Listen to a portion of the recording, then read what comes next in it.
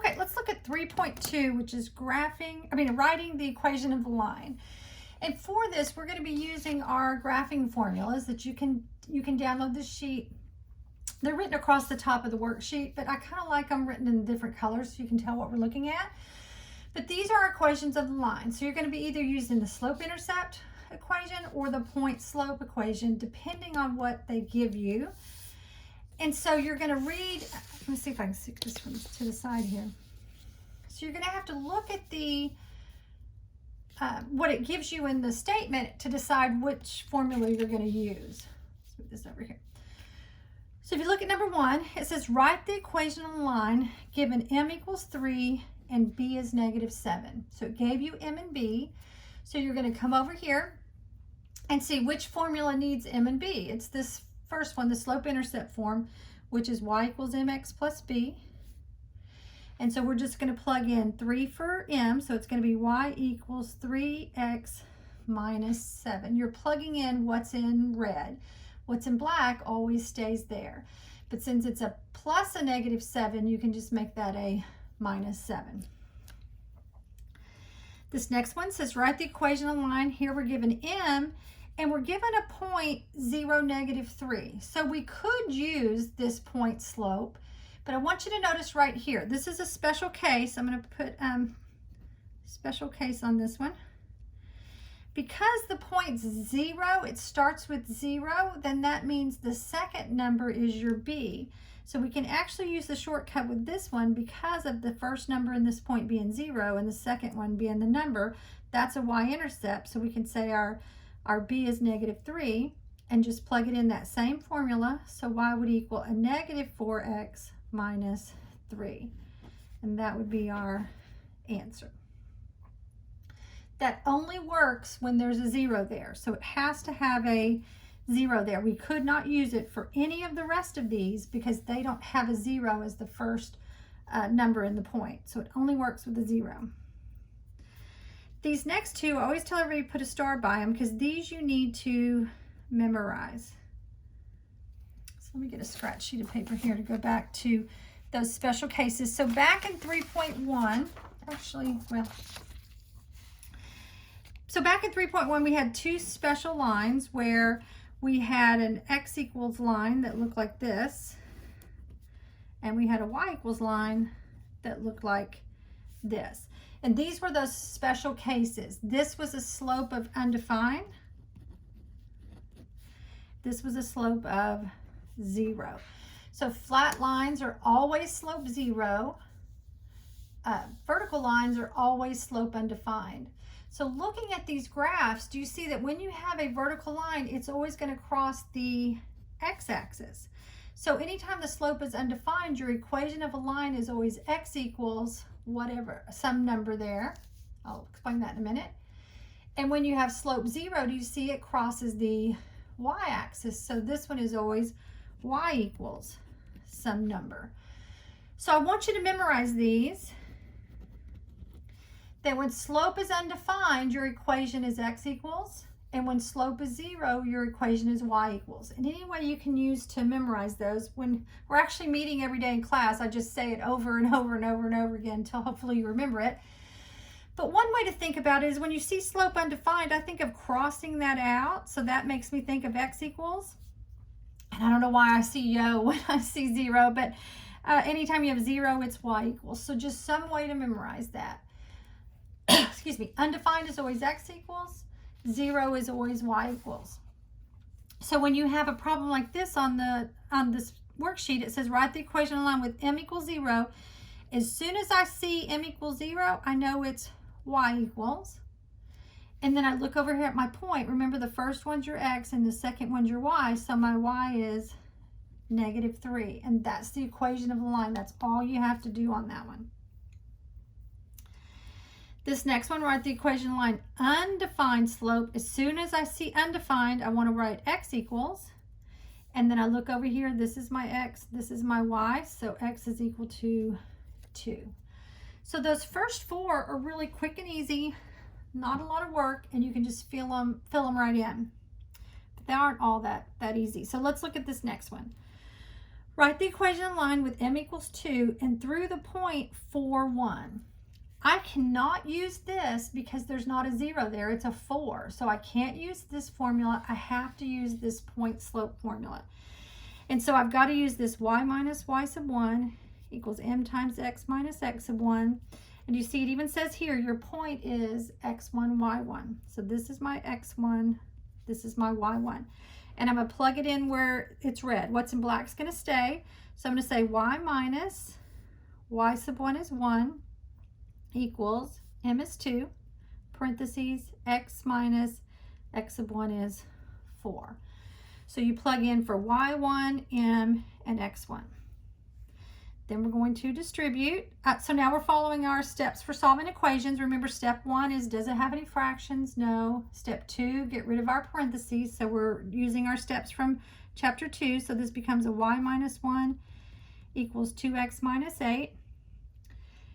And then I need to get y by itself, so I need to move negative 1 over. And so when you go over the equals, you do the opposite. So I'm going to add 1 and get y equals 2x minus 7. And that's our equation of the line. I didn't put boxes around this. So you're finished. That's why I have a box squared around here. You're finished when it's in the form y equals mx plus b. Okay, let's slide this up. So next one, same thing. It's given an m and through the point negative 2, 1. So this is my x1, this is my y1. And I'm going to plug it in that y minus y sub 1 equals m times x minus x sub 1.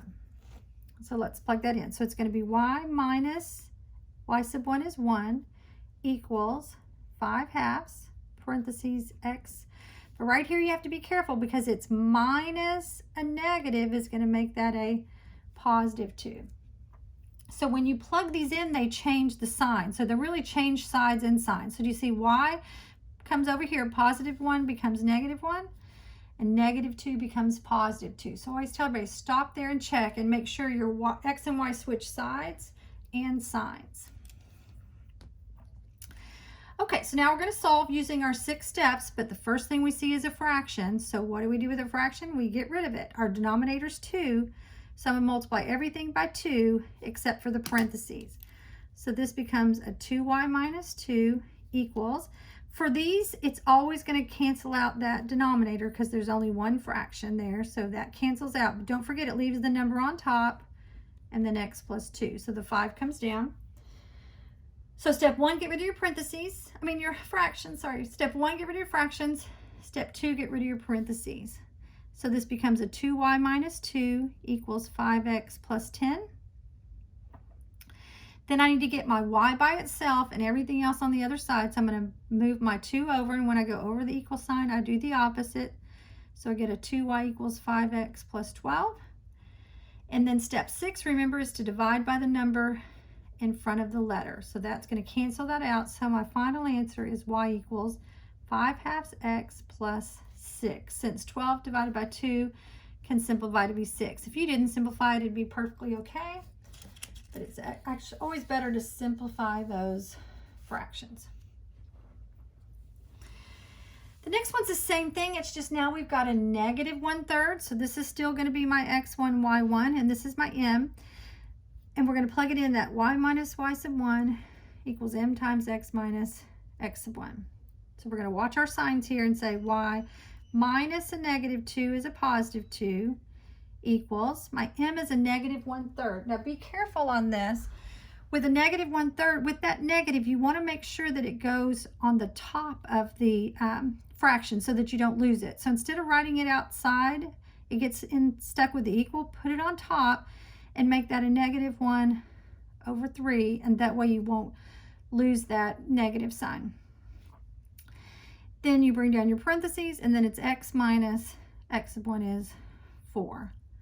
So we've plugged everything in. Now we have to go through our steps for solving. So remember, step 1 is get rid of your fraction. My denominator here is 3. So I'm going to multiply everything by 3, which makes this a 3y plus 6 equals, remember here, the 3's are going to cancel, but you've got left that negative 1. So that's why I want you to put the negative right next to the number on top, because you don't want to lose that. Bring down your parentheses. And then step 2, get rid of our parentheses. So we're going to distribute 3y plus 6 equals a negative 1x plus 4. I need to get y by itself, so I'm going to move my 6 over and get 3y equals a negative 1x minus 2, because positive 4 minus 6 is negative 2. And then step 6, divide everything by the number in front of the y there. And so this one we're just left with a lot of fractions, so your answer is just y equals a negative 1/3 x minus 2/3, because you really can't simplify that at all. And one way you want to make sure you knew that you got it right is the number in front of the x should come out with what you started with. This one's 5/2 and it stays 5/2. Negative 1/3 stays negative 1/3. Okay, let's look at number 8. Almost done.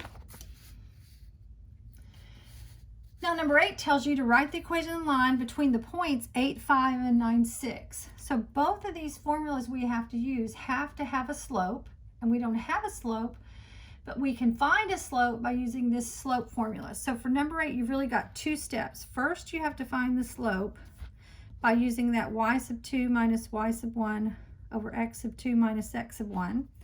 And then you have to plug it in that y minus y sub 1 equals m times x minus x sub 1. So we got to do 2 things here. So first we're going to plug it in our slope.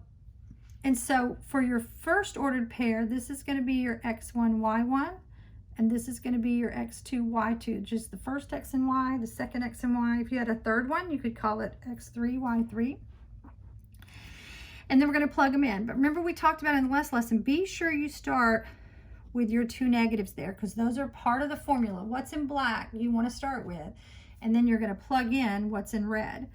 So y sub 2 is 6, y sub 1 is 5, x sub 2 is 9, x sub 1 is 8, and then we say 6 minus 5 is 1, 9 minus 8 is 1, 1 divided by 1 is 1. You always want to simplify that fraction if you can, because nobody wants to plug a fraction into a formula. It's much easier to plug a single digit in. So that tells us this is my m. My m is now 1, and then you can use either point. It doesn't matter which one. I'm just going to use the first one because it's already labeled x1, y1 and ready to go. So we're going to plug that in. So y minus y sub 1 is 5 equals m is 1, parentheses, x minus x sub 1 is 8. There's no fractions, so I just have to get rid of my parentheses. Y minus 5 equals 1x minus 8. And then to get y by itself, I just need to add a 5 to both sides. So y would equal 1x minus 3. And that's your equation of the line. Okay, these next two